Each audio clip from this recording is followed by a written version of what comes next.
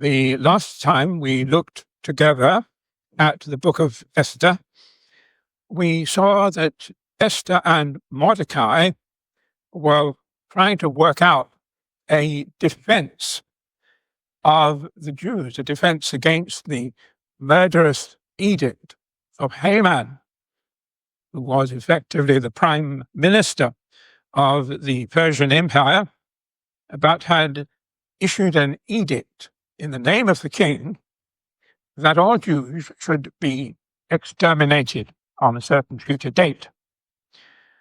And of course, the Jews were distraught, horrified to know this. And after they got over their initial shock, they began to fast and pray. And we took time last time to point out that the purpose of fasting, that is going without food, was in order to pray, to enable them to have the time without distraction, to pray to the God of heaven for deliverance. But the actual strategy of deliverance was in the hands of Mordecai and Esther. Mordecai was Esther's cousin, but 20 years older, and in fact had brought up Esther as his own child. Well, now, what are we going to look at today is the things that Esther needed to know before she could put into effect the defense strategy that they had worked out.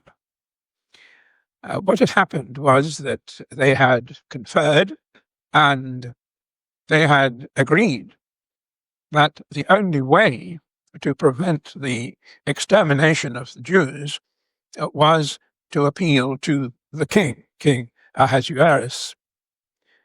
And they had also agreed that the only person who had a realistic opportunity to talk to the king about this matter and petition him was Esther, who was, of course, the king's wife and queen of that great empire. But there was a difference, because Mordecai wanted Esther to go to the king immediately, instantly, at the very first opportunity. But Esther saw that that was unrealistic. She was married to the king, indeed, but it was no normal marriage. She didn't sit down with the king every morning at breakfast and read the newspapers or discuss the affairs of the day.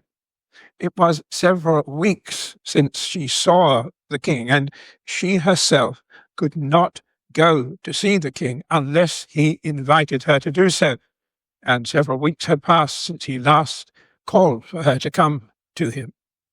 And there was a very strict rule that if anyone tried to enter the king's chamber without being called, without having an invitation to come, they would be put to death. And Esther reminds Mordecai of this fact. Now, probably Mordecai thought, well, Esther would be an exception, but she wasn't an exception. So if she just barged in and tried to speak to the king without an invitation, without being called, she would be put to death. And she saw this as a difficulty that was hard to overcome. And not only that, even if she was accepted and there was a way in which someone could come uninvited to the king and not be put to death, which was that the king might stretch out to that person his golden scepter, and the person would come and touch the end of the golden scepter and would be accepted into his presence, even though they had not been invited. But suppose Esther succeeded at that point, then she still had a problem. She did not know how the king was going to react to the announcement that she was a Jew. He didn't know that. He knew Mordecai was a Jew, but he saw Esther only as someone who had been brought up by a guardian, or Mordecai as a guardian, and not necessarily related. He didn't know there was a relationship, although they were cousins. And so she didn't know how the king was going to take the revelation that she had kept secret her ethnicity. She had not told him. No one had told him that she was a Jew. And there were other problems, which in fact we shall look at more deeply as we proceed today. But I've summed it up by this statement. There were 4 things that Esther needed to know. And those 4 things were the times. Esther needed to know the times. I will explain that as we go. Secondly, Esther needed to know the king. Thirdly, Esther needed to know the enemy. And fourthly, Esther needed to know her God. Now, what does it mean that Esther needed to know the times? She saw these difficulties in going to the king and interceding for the Jews, and she did not know how to proceed. The difficulties seemed to be so severe, so difficult, so great, that she was effectively frozen. She did not know what to do or how to go about the task that she knew she had to do in some way. That difficulty froze her, stopped her doing anything until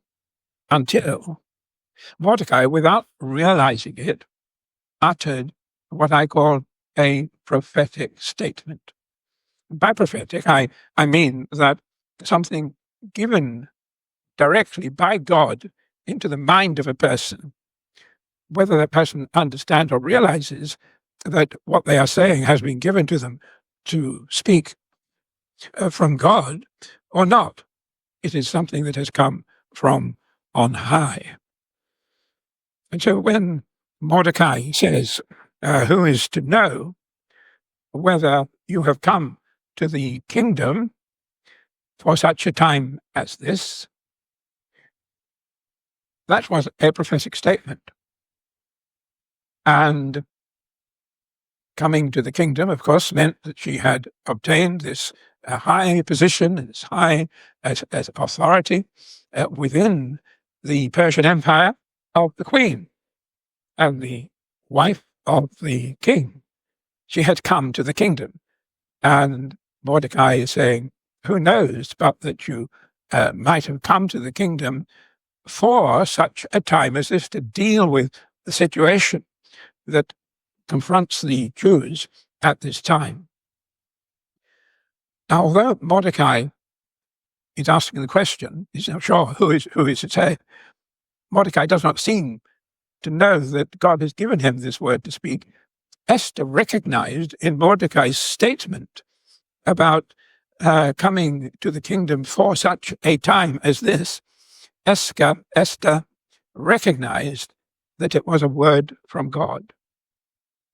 And she realized in that moment that God had brought her to the position of queen at that particular time in history, at a time when the existence of the Jewish race was under threat, and that God had definitely brought her, and her life was tied up, if you like, with the times in which she lived. And to understand this idea of Esther knowing the times, there's a very helpful quotation from a different book in 1 Chronicles in the Old Testament, chapter 12 and verse 23. I shall read verse 23, which gives us the background, and then I shall read verse 32, which gives us the substance. Now, these were the numbers of the divisions that were equipped for war and came to David at Hebron to turn over the kingdom of Saul to him. Now, just pause there for a moment. King Saul was the first king that Israel has known. All this is happening, 500 years before the Esther lived. And way back in that time, King Saul had been appointed, but then had been dismissed, if you like, by God. He had displeased God. He had disobeyed God. and God had rejected him as king. But he was still alive and he was still king. And there was a great movement through the various tribes of Israel to replace Saul by David.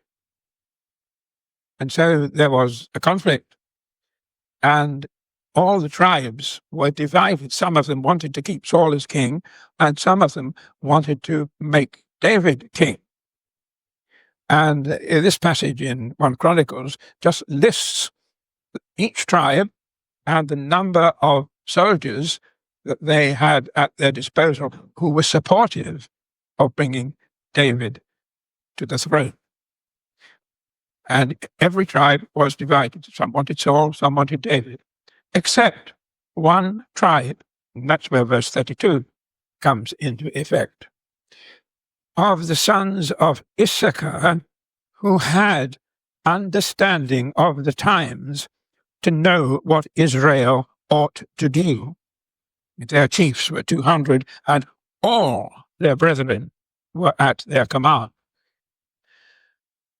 The tribe of Issachar was 100% behind David. They weren't divided. And why was that the case? Well, the case was that they knew the times. They knew the times. They were men of understanding who knew the times. And that means, of course, they knew the present political situation. They knew the present social situation. They knew the way that popular opinion was moving. This is a question of knowing the times. We know the times, understand the times in which we live. And I think there's a big and a real application for us there. Do we know the times in which we live? Because our knowledge or ignorance of those times are going to dictate what we do and how we do it. And I fear that during the last century, perhaps in this country, churches and individual Christians have failed to understand the times. They did not see the challenges that were coming. They were inact about various ideas that were creeping into the church and compromising the gospel. They sat back and let it happen. They did not understand the times. They did not fight back when they should have done. And of course, we are still in that situation. We have a situation where the vast majority of formal denominations have compromised the gospel. And they think that's good because it's falling in line with popular opinion and they're going along with the crowd. But of course, that is exactly what Christians ought not to do. We ought to be standing up and making known the gospel and making known the fact that only the gospel of Jesus Christ can bring a nation into the favor of God and bless that nation. Most people, most Christians, most churches do not understand the times. Let us be sure that we do understand the times. Because it was only when Esther understood the times and that her life was bound up with the times, that she was there by appointment of God. She was called to a ministry by God to serve the people in this way. It was only when she grasped that fact that she knew she had to go and see the king, whether she died in the process or not. She knew that God had called her to seek out the king, even though it was against the law for her to do so uninvited. She said, well, I'm going to do it because God has called me to do it. I know the times. I'm part of the times. I'm here because of the times. I must obey God. And of course, the wonderful thing is that she went to the king and the golden scepter was extended to her and she was accepted.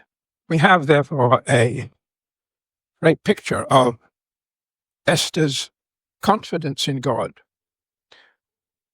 And there are many problems still ahead, but at least she had an audience with the king. Well, now my second heading was she needs to know the king. And you say, well, that's silly. She, after all, is his wife. He is the king, she is the queen. Surely nobody knows the king better than Esther. But that, of course, is not true. She almost certainly knew nothing of his thought forms, of his thinking. She knew him in a formal sense, but she was not able to go to him whenever she wanted. She didn't know him, and she didn't know how he would behave in private, if you like. She knew how he had behaved in office and how she had obeyed all his commands in office, but she didn't really know the king. And therefore, she did something that was very wise, and I'm sure led by the Spirit of God. When she was accepted, because she had the golden scepter extended to her, she did not immediately launch into the problem that she brought. The problem of the edict to destroy the Jews had to be cancelled or set aside in some way. Only the king had the power to do that, but she did not immediately propose that he intervene. And the reason, of course, for that is that the king had approved of this destruction of the Jews. He had not actually signed the edict because he'd given Haman the signet ring. So Haman was in complete control. He actually authenticated the edict by impressing the king's signature, the signet ring, on the seal on that document. Became law as a result. King didn't do that. Haman did. And so even the king was going to have problems, as we shall see, trying to find a way around that difficulty. But in any case, she did not know how the king was going to react to her confession that she was a Jew and hadn't told him. So she was very clever, very wise, shall we say. And we hope that she was following the instructions of God. And she may not have realized that, but she was very intelligent, very wise. So what did she do? Having obtained access to the king via the golden scepter, or before that, she dressed in her royal robes. When she approached the king, she was dressed in her royal robes with the crown on her head. And she knew a little bit about Ahasuerus and how he loved formality and pomp and circumstance and show. And also appearing in her royal robes, it would remind him of the time when he had chosen her and made her queen. So it was the most favorable thing she could have done to go arrayed in her royal robes. And perhaps that was why he was so happy to see her, that she found favor in his sight. And so she goes to him and he says, right, what do you want? I'll give you up to half my kingdom. I'm going to be generous towards you. So what do you want? He says. And she replies, without any mention of Haman's edict or the Jews, she replies, please come to a feast, come to dinner with me and bring Haman with you. And I think the king must have been rather surprised that she wanted so simple a request. And he said, yes, of course, we will do and make sure that Haman comes, if that is what you want. And they were going to meet, not in any official way, they were going to simply gather at the queen's house. So she was going to be able to get to know, first of all, how the king behaved in that relaxed and private environment, and secondly, how the king and Haman interacted in an informal situation also. And so there are applications again for us. Why did Esther make such a simple request? Why didn't she immediately say, please stop Haman in his tracks? And the answer is she needed to get to know the king's thinking.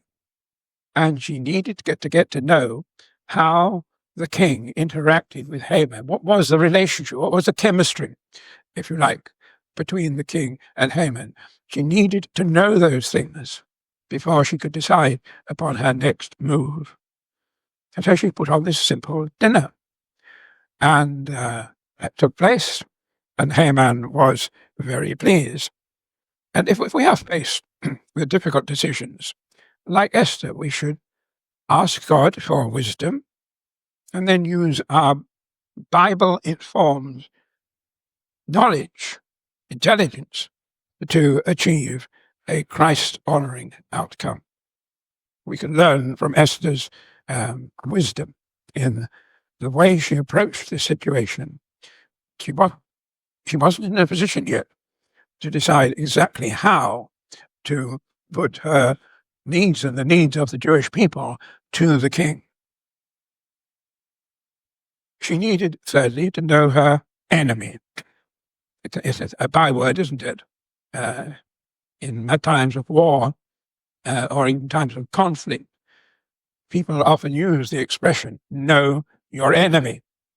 Because if you don't know your enemy, you may be taken by surprise.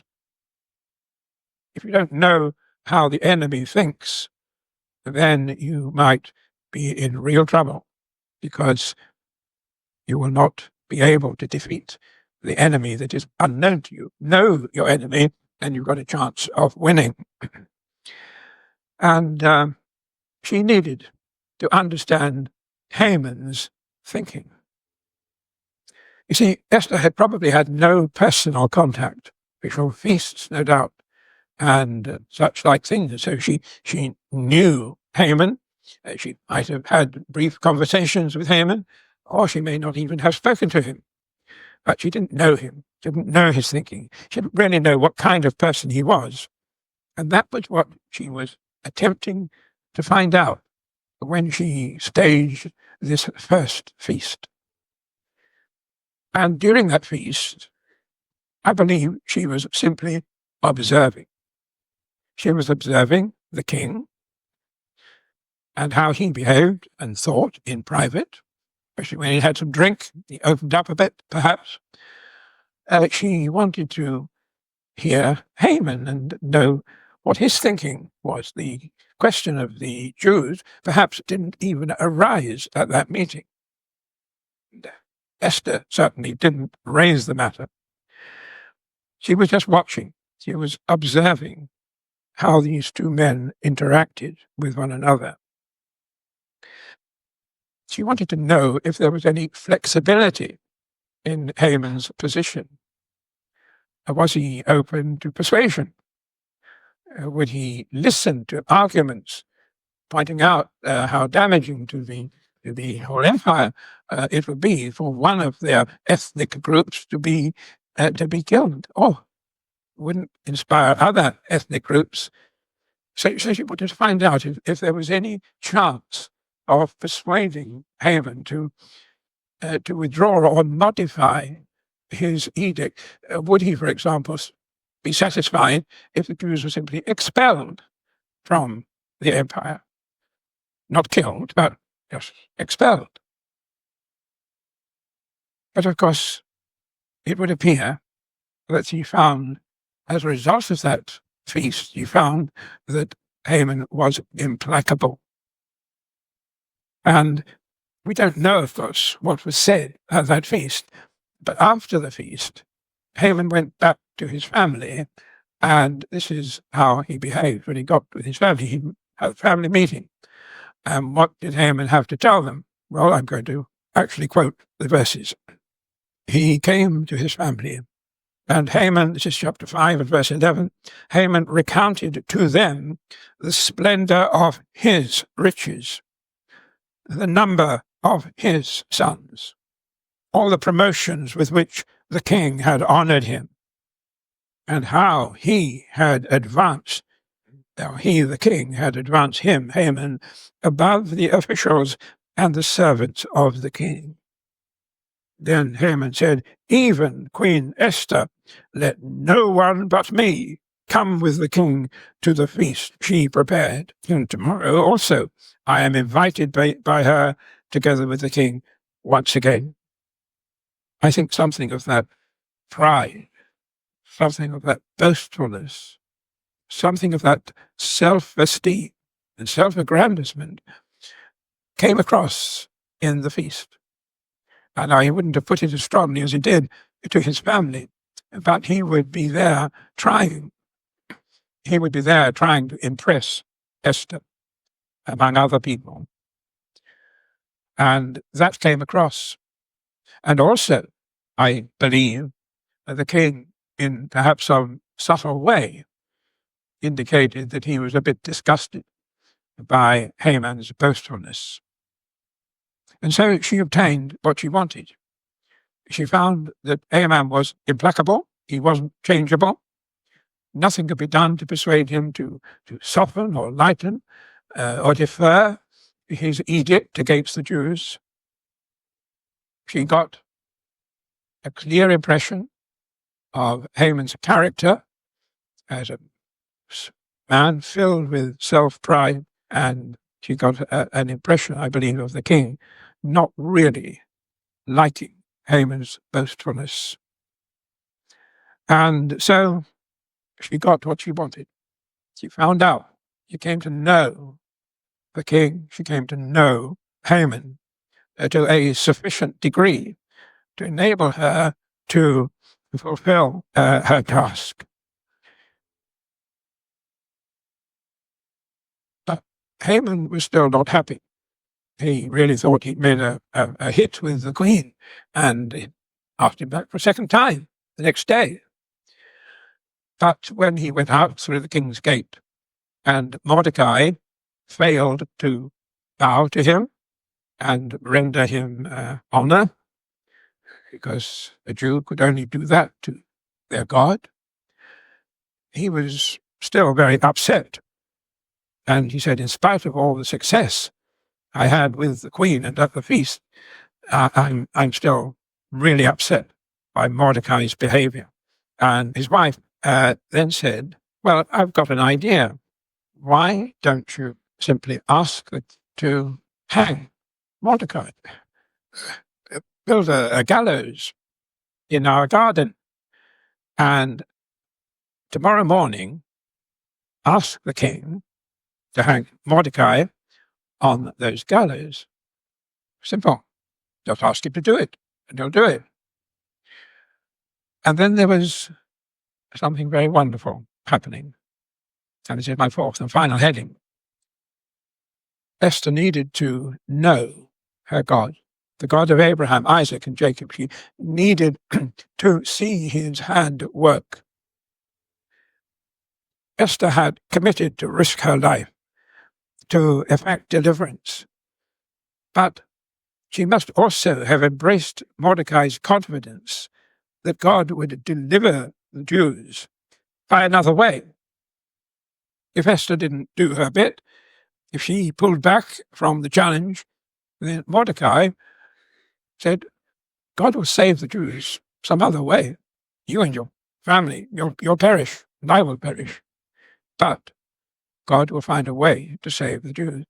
And you see, by the time Esther had understood that God had brought her to the kingdom for that very purpose and for that very time, she obviously embraced Mordecai's confident God, that God would somehow bring the Jews safely through this nightmare that was affecting them.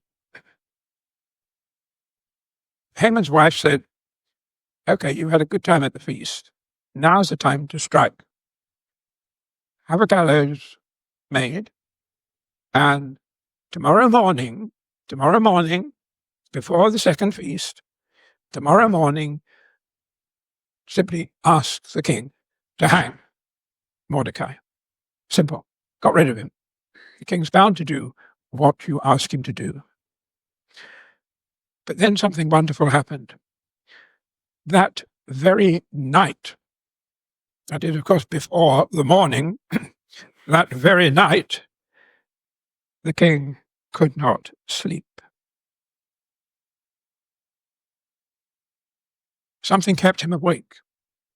We don't know what it was, but something kept him awake.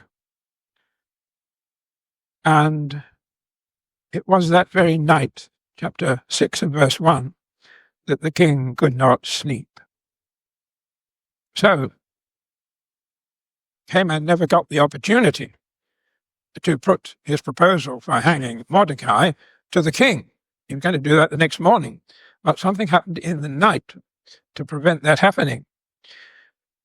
He could not sleep, and so he called for the records of the king. They don't know what exactly were those records. The English translations differ somewhat, but they obviously kept a record of important events. Somebody did, a scribe did that. And king called for the records to be brought. Now, these records must have been numerous. There must have been a lot of records, a lot of things recorded over even the past few months. And somehow the king turned to, or the person who was reading, turned to this one particular passage. Again, another sign of the sovereignty of God. They were led to read this particular passage. And that passage is this, that Mordecai had saved the king by discovering a plot to kill him and had let that be known. And so Mordecai's benefit to the king, the service to the king, life-saving service to the king, was on record. And the king happened to turn to that, or those reading it to him, turned to that passage. Among all the other hundreds of pages probably that they could have turned to, they turned to that one.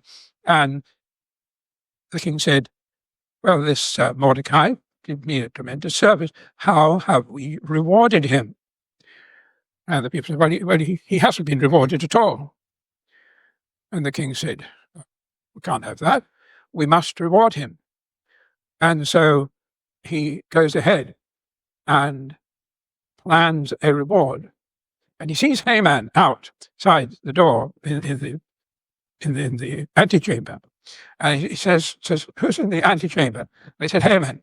It's the middle of the night. He said to him, Haman came in. King says to Haman, what shall we do to reward the person in whom the king delights? And Haman thought, well, that's me. Must be me. It wasn't, of course, it was Mordecai. But Haman didn't know that. And we shall deal with what exactly happened in the next episode. But what is the application? The application is that God is a God of wonders. But God is a God who does all things well. He is the God who is able to do exceeding abundantly, above all that we ask or think, according to the power that works in us. That's Ephesians chapter 3 verse 20. And we shall take the story on from that point. But remember, the application is that God does miraculous things when necessary.